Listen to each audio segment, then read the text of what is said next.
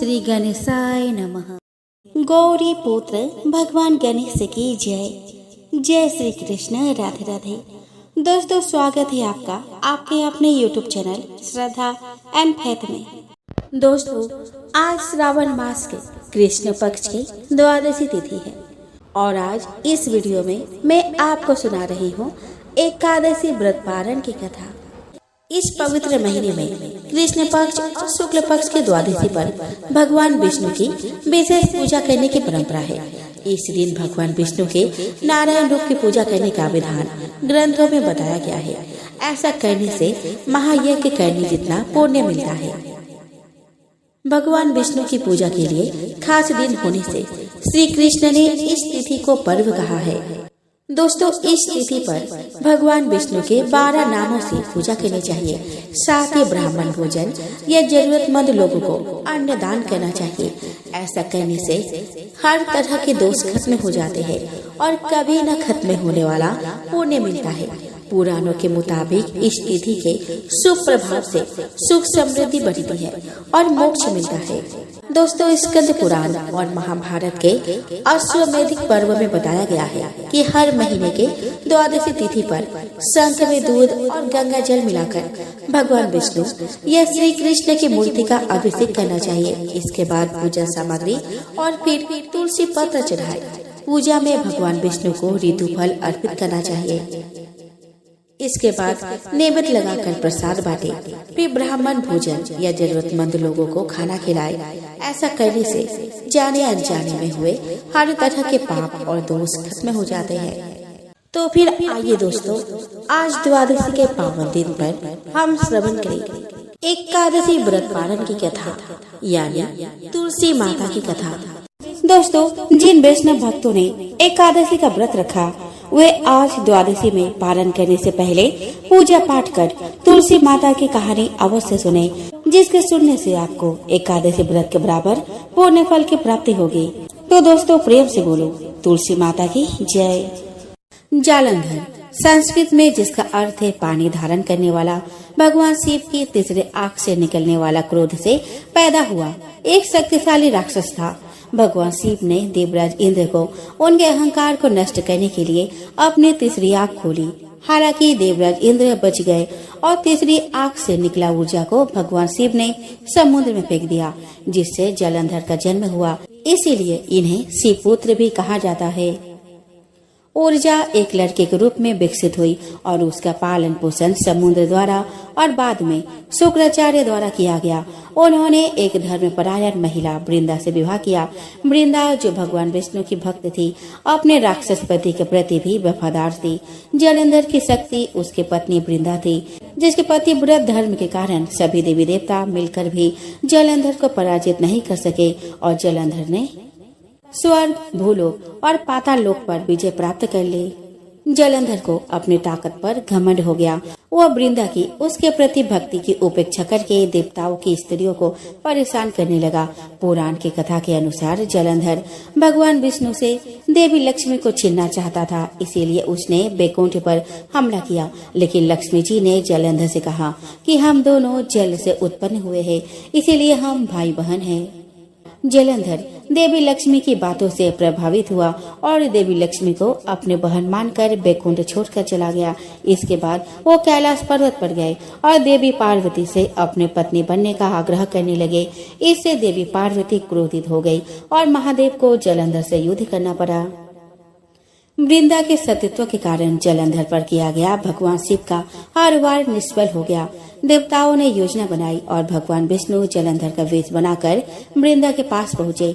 वृंदा भगवान विष्णु को अपना पति समझकर उनके करीब आ गई और इससे वृंदा का पति व्रत धर्म टूट गया और भगवान शिव ने जालंधर का वध कर दिया। इस पुराण के अनुसार कहीं भी जालंधर को शिव पुत्र के रूप में मान्यता नहीं दी गई है। जालंधर के बारे में अन्यत्र भी उल्लेख मिलता है कि समुद्र मंथन के दौरान देवी लक्ष्मी के साथ जालंधर भी उत्पन्न हुआ था। पद्म पुराण, शिव पुराण और स्कंद पुराण में राक्षस जालंधर के जन्म के बारे में बहुत कुछ बताया गया है। शिव पुराण में बताया गया है कि एक बार देवराज इंद्र समेत अन्य देवताओं ने भगवान शिव की परीक्षा लेनी चाहिए, देवराज इंद्र देवताओं के गुरु बृहस्पति भगवान के साथ कैलाश पर्वत पहुँचे। भगवान शिव ने अपने आध्यात्मिकता शक्ति के बल पर यह जान लिया कि ये लोग उनकी परीक्षा लेने आ रहे हैं। इसलिए उन्होंने देवराज इंद्र और गुरु बृहस्पति के ज्ञान का परीक्षण करने के लिए खुद को अवधूत का वेश धारण किया और उनके रास्ते में खड़े हो गए। देवराज इंद्र ने उसे रास्ते से हटने का इशारा किया, लेकिन भगवान शिव अवधूत वेश धारण कर अपने स्थान पर खड़े रहे। यह देखकर देवराज इंद्र क्रोधित हो गए। उसने कहा कि अरे, तुम्हें पता नहीं मैं कौन हूँ? रास्ते से हट जाओ, नहीं तो मैं वज्र से तेरे टुकड़े टुकड़े कर डालूंगा। धमकी सुनकर शिवजी वेशधारी अवधूत क्रोधित हो गए। उसने बड़े जोर से गुंजन किया, जिसे सुनकर चारों दिशाएं कांप उठी। देवराज इंद्र की हरकत पर भगवान शिव क्रोधित हो गए और उनकी आंखें लाल हो गई, जिससे देवराज इंद्र भयभीत हो गए। क्रोध के कारण भगवान शिव की तीसरी आंख खुल गई, जिससे देवराज इंद्र लगभग मर ही गए। गुरु बृहस्पति को तुरंत एहसास हुआ कि अवधूत वास्तव में कोई और नहीं बल्कि स्वयं भगवान शिव थे। उन्होंने देवराज इंद्र को संकेत करके कहा, यह तुम क्या अनर्थ कर रहे हो सुरेंद्र? आप भगवान शिव को नहीं पहचान रहे? यह असली भगवान शिव है। देवराज इंद्र को अपनी गलती का एहसास हुआ। वे तुरंत भगवान शिव के चरणों में गिर पड़े और क्षमा मांगने लगे। क्षमा करे प्रभु, मैंने आपको नहीं पहचाना। गुरु बृहस्पति बोले कि हाँ प्रभु, देवेंद्र को माफ कर दो। उसने अनजाने में तुम्हें नहीं पहचाना, इसीलिए उसे माफ कर दो। गुरु बृहस्पति के समझाने पर भगवान शिव ने देवराज इंद्र को क्षमा कर दिया। देवराज इंद्र को मारने से बचने के लिए भगवान शिव ने अपने तीसरी आंख से निकले क्रोध की ऊर्जा को समुद्र की ओर भेजा और समुद्र से मिलने पर उस ऊर्जा ने एक बालक का रूप धारण कर लिया। भगवान शिव के क्रोध के तेज से उत्पन्न वह बालक खूब रोया, जिससे चारों दिशाएं कांपने लगी। देवता और दानव सभी भयभीत हो गए। हवा कम हो गई। अतः प्रभु देवता इंद्र अन्य देवताओं के साथ भगवान ब्रह्मा के पास पहुँचे और उनसे कहा कि हे भगवान, एक अद्भुत बालक सागर संगम पर इतने जोर से रो रहा है कि देवता डर गए हैं। कृपया इस संकट को दूर करें। भगवान ब्रह्मा और देवराज इंद्र देवताओं के साथ सागर संगम पर पहुँचे। ब्रह्मा जी के आते ही समुद्र अपने स्थान से बाहर आ गया। उसने इंद्र सहित ब्रह्मा जी की पूजा की। ब्रह्मा जी ने समुद्र से पूछा, जल में रेत पर लेटा हुआ यह बालक कौन है? उसकी पुकार सुनकर सारा संसार व्याकुल हो रहा है। सागर ने भगवान ब्रह्मा से कहा कि उन्हें नहीं पता कि यह लड़का कहाँ से आया है। यह कहकर सागर ने बालक को गोद में उठा लिया और ब्रह्मा जी को दे दिया। जैसे ही वह भगवान ब्रह्मा के गोद में आया, बच्चे ने रोना बंद कर दिया और कुछ ही समय में अचानक लड़के की भुजाएं आगे बढ़ गई और उसने अपने दोनों भुजाओं से भगवान ब्रह्मा का गला पकड़ लिया। यह देखकर अन्य देवताओं को आश्चर्य हुआ। ब्रह्मा जी ने अपना गला छुड़ाने की कोशिश की, लेकिन बालक के हाथों की पकड़ मजबूत हो गई। तभी अचानक लड़के ने अपना गला छोड़ दिया और मुस्कुराने लगा। भगवान ब्रह्मा ने बालक का नाम जलंधर रखा। तब भगवान ब्रह्मा ने कहा कि वह लड़का एक दिन राक्षसों का सम्राट बनेगा और उसे केवल भगवान शिव ही मार सकते हैं और उसकी मृत्यु के बाद वह भगवान शिव की तीसरी आंख में वापस आ जाएगा। बालक का नामकरण कर उसे समुद्र को सौंपकर सभी देवता अपने अपने लोक लौट आए। जब बालक थोड़ा बड़ा हुआ तो ब्रह्मा जी की आज्ञा से दैत्यों के गुरु ऋषि शुक्राचार्य उसे शिक्षा देने लगे। शीघ्र ही लड़का जवान हो गया।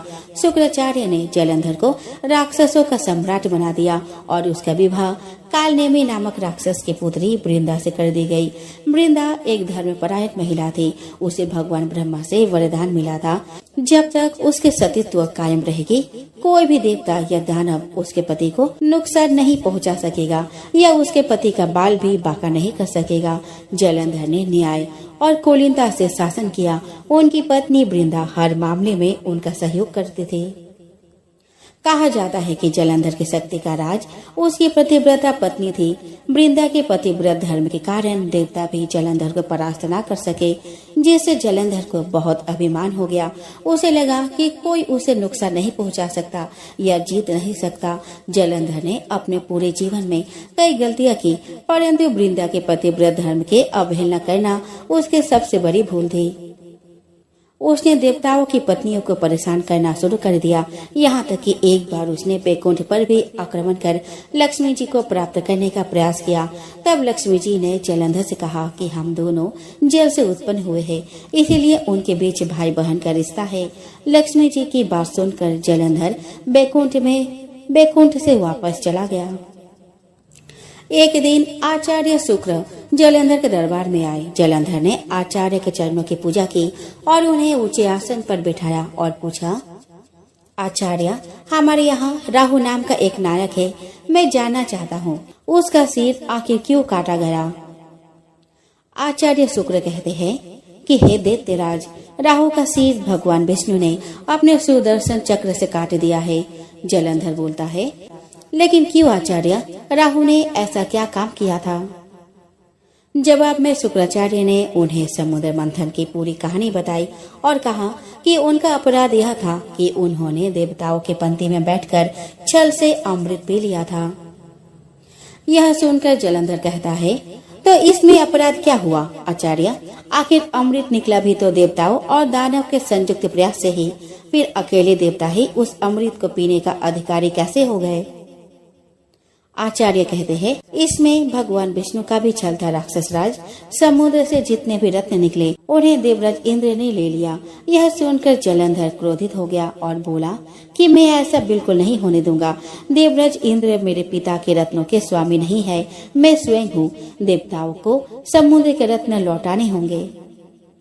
इसके बाद शुक्राचार्य अपने आश्रम वापस चले गए और जलंधर ने धस्मर नामक राक्षस को बुलाकर इंद्रपुरी भेजा ताकि वह देवराज इंद्र को संदेश दे सके कि समुद्र मंथन से प्राप्त सभी रत्न उन्हें सौंप दे। घस्मर इंद्रपुरी पहुँचे। घस्मर ने देवराज इंद्र से कहा कि देवराज, मैं दैत्यराज जलंधर का संदेश लेकर उपस्थित हुआ हूँ। राक्षस राजा ने कहा है कि तुम उसके पिता के रत्न जो समुद्र मंथन के समय तुमने लिए थे उन्हें तुरंत लौटा दो। देवराज इंद्र आश्चर्य से बोले, रत्न? कौन से रत्न? राक्षस राजा से कहो कि वे रत्न देवताओं की कड़ी मेहनत के परिणाम है। राक्षस राजा से कहो कि ये रत्न देवताओं की कड़ी मेहनत का परिणाम है। घस्मर कहता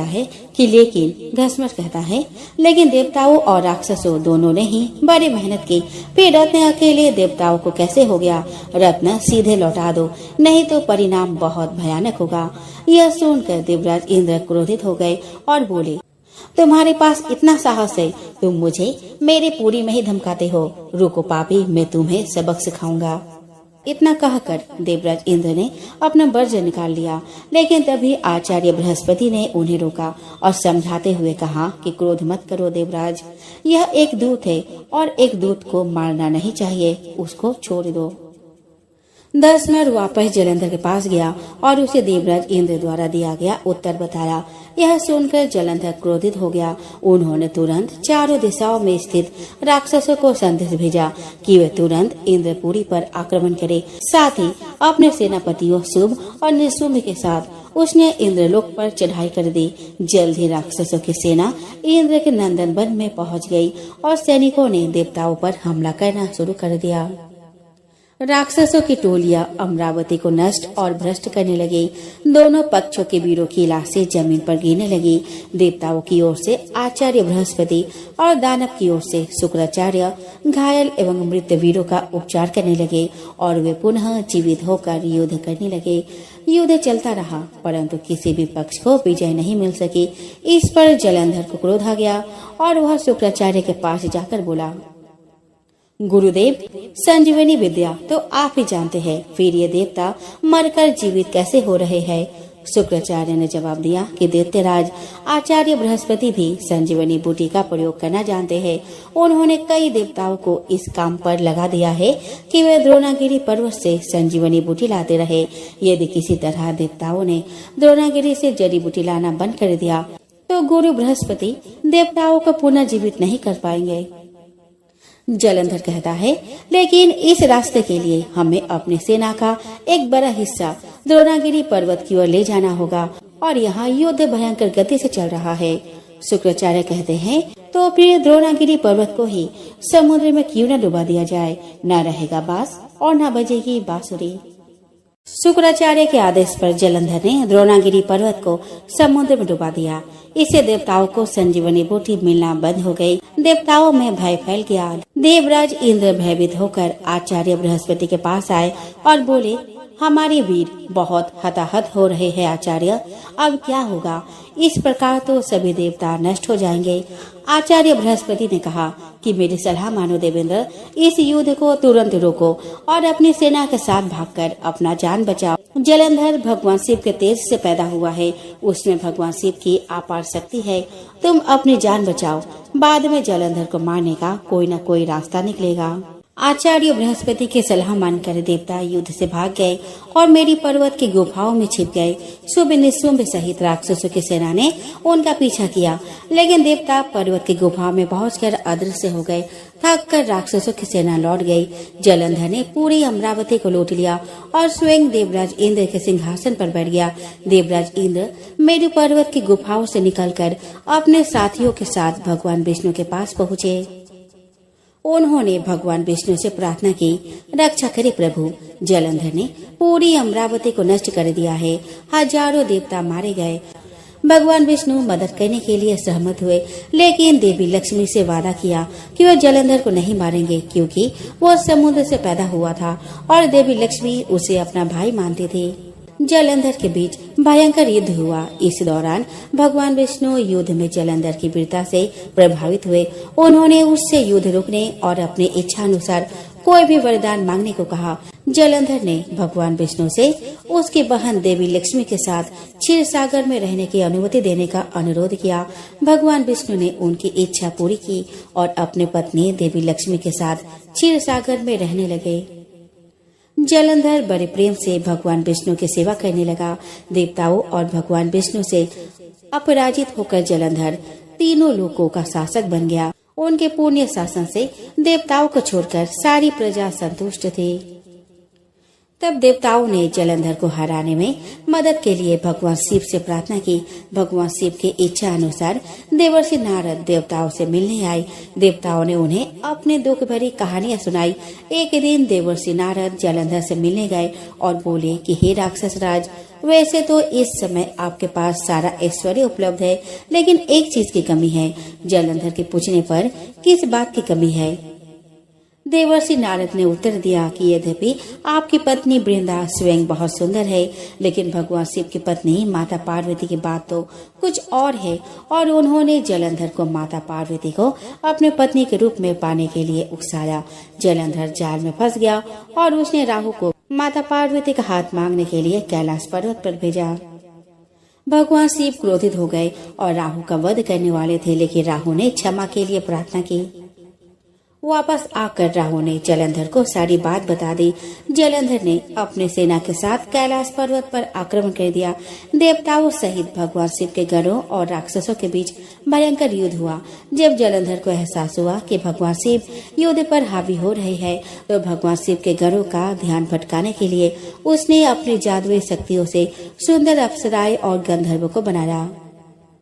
भगवान शिव के गण और देवता अप्सराओं की सुंदरता से मंत्रमुग्ध हो गए और लड़ना बंद करके उनका नृत्य और संगीत देखने लगे। इसी बीच जलंधर भगवान शिव का रूप धारण करके माता पार्वती के पास गया, लेकिन देवी पार्वती ने उसे पहचान लिया।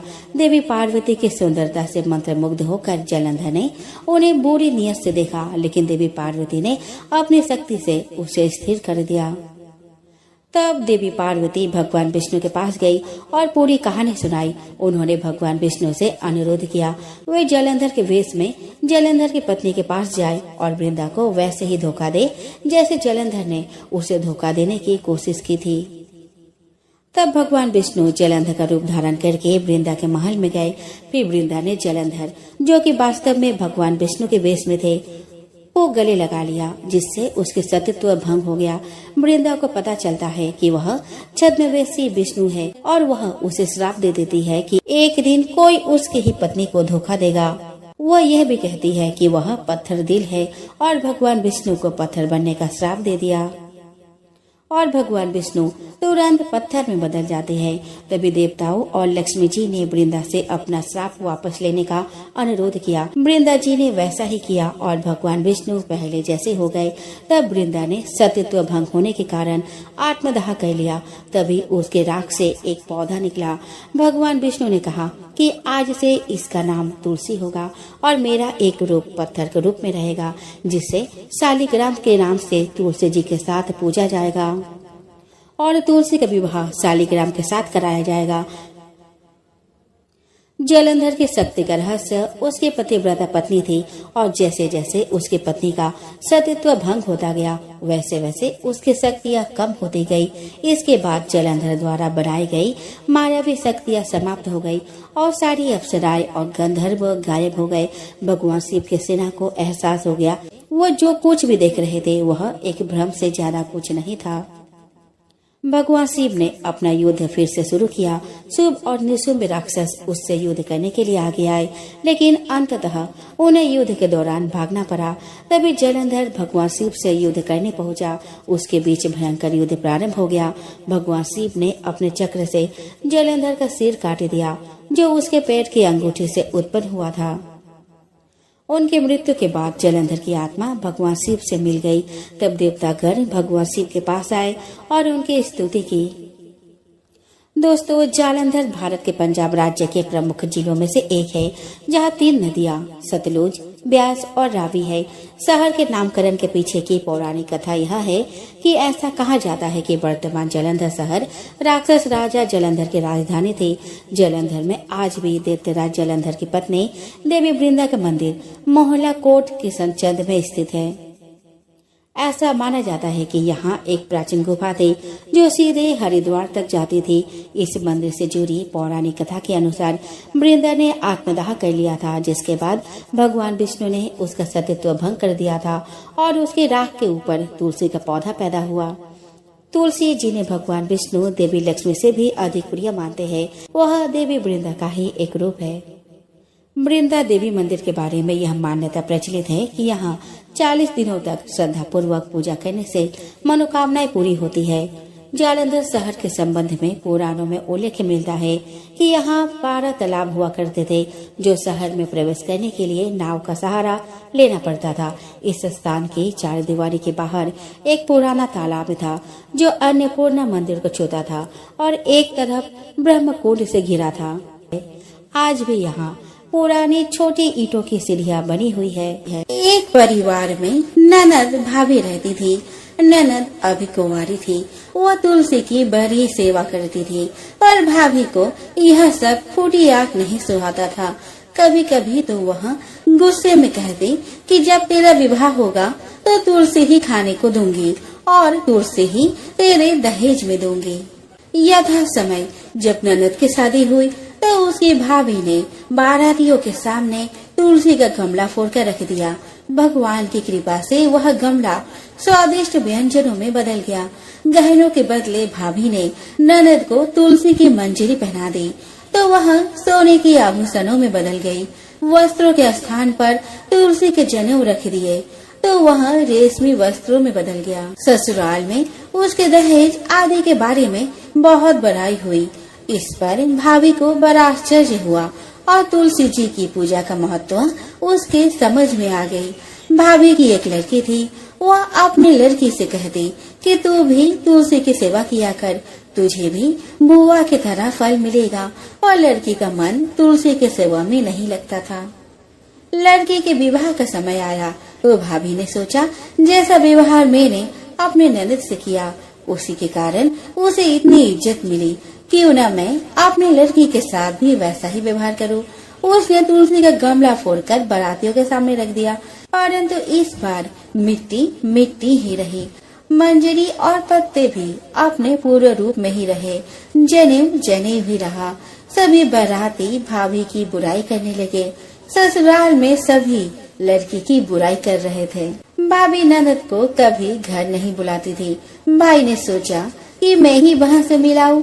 उसने अपनी इच्छा पत्नी को बताई और सौगात ले जाने के लिए कुछ मांगा। भाभी ने थैले में ज्वार भरकर कहा, और तो कुछ नहीं है, यही ले जाओ। वह दुखी मन से चल दिया। भला बहन के घर कोई जुआर लेके जाता है। बहन के नगर के समीप पहुंचकर उसने एक गौशाला में गाय के सामने जुआर का थैला उलट दिया। तब ग्वाला ने कहा कि ए भाई, सोना मोती गाय के आगे क्यों डाल रहे हो? भाई ने उसको सारी बात बता दी तथा सोने मोती लेकर प्रसन्न मन से बहन के घर गया। बहन बड़ी प्रसन्न हुई।